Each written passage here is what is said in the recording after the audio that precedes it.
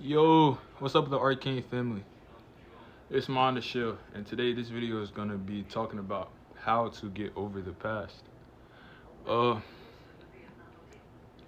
I've been recording a lot of footage over the past 4 days, and to be honest, I don't know what I want to put inside of this video.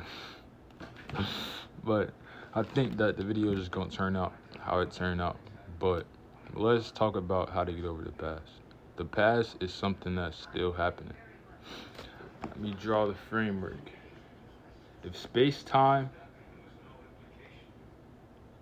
Okay, wait, hold on. Let me rephrase that. Let's say that space is what we're covering, is what we're traveling on. So space is the field, and time is the effect on the field.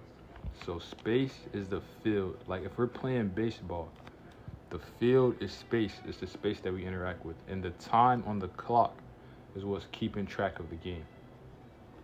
So we operate inside of space-time. We operate on a track. Like a song plays on, or like a record, it spins on you feel me? Dang, what word am I looking for, dude?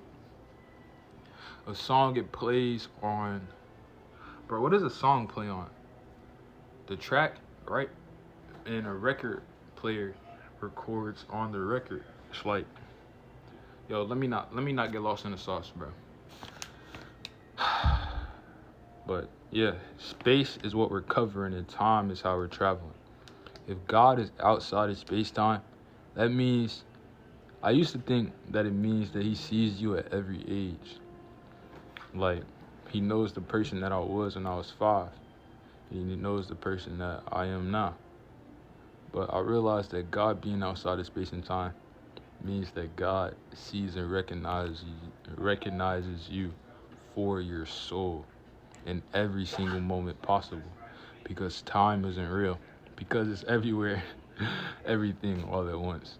I think the best way to be honest, the best way to get over the past is to recognize that if you were inside a space that was infinite and non-finite, literally time had no effect on you, you could be Superman and save the planet 10 times, a million times over.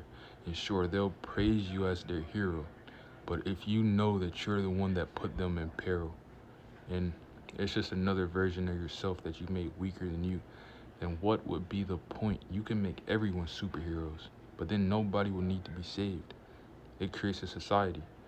We are that infinite being that limited itself to a capacity to where was the only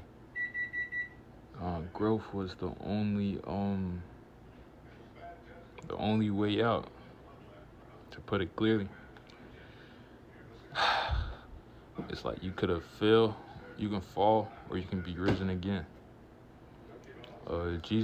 Jesus Christ was just the embodiment of spirit, and we can embody spirit every day, but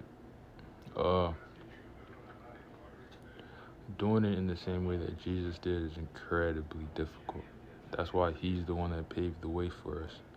God bestows gifts upon the people inside of his kingdom, and I have the gift of seeing. If you look into my eyes, you can literally see a reflection of what I'm looking at.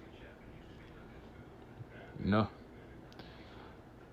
I've always thought that it was pretty weird when you look into your eye reflects the world outside of you. So let's say if my emotions were out of place, what I'm looking at is being reflected, but it's bouncing through my eyes. So it's the physical world, and then it's a lens that it comes through, and then I perceive it. It's not just the world and me, it's the world, how I feel about the world and me. It's 3. And I've been learning a lot more about left and right. There's a show on Netflix called Daemon. If you haven't watched it, I suggest that you do, because souls are equal parts masculine and feminine energy, because the positive is the masculine and the neutral is the feminine. These bodies are just vehicles for us to express our will through, and for us to experience through. I guess that my gift has been recognition. Like I'm able to see really good in between the lines of what people. I'm able to see in between what people actually say and what they mean. Like the world in between comes perfectly clear. This is a little excerpt that I wrote because I realized that if you realize that, like it's like I've seen this in a sales video, like how to sell to people. People want to feel seen.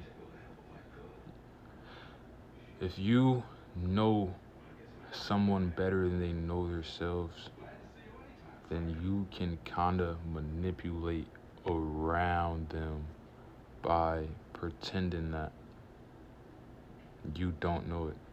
Like, let's say, for example, if I know that I'm God experiencing itself, if I was to limit myself to the mindset of me being a normal boy, like me being a normal human on earth, and that means that every experience that I had has just been a completely random occurrence.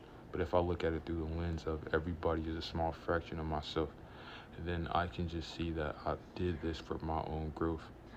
Like any event inside of my life, like I can look back and say that I played a part in it, whether it was a negative outcome or a positive outcome, and I can continue to be the the visualization of what I actually see, or like how my brain connects with the non-physical.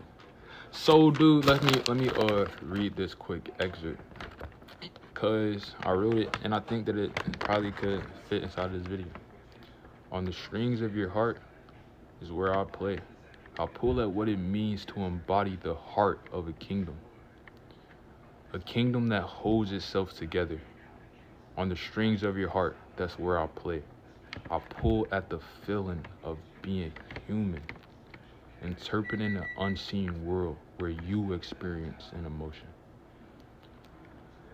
It's not the end, but a beginning to a fresh start. Once something has passed, where does the accountability go? Somewhere else? Or does it become non-existent? Who keeps accountability for the past?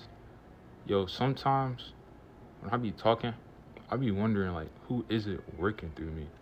But you gotta remember that your body is just a vessel. Your ancestors could come through and get a message out if they feel like it's the time to do that. And I want to enter a flow state to where I can let my ancestors or whoever want to work through me with a message from God. You feel me? To just be able to come through.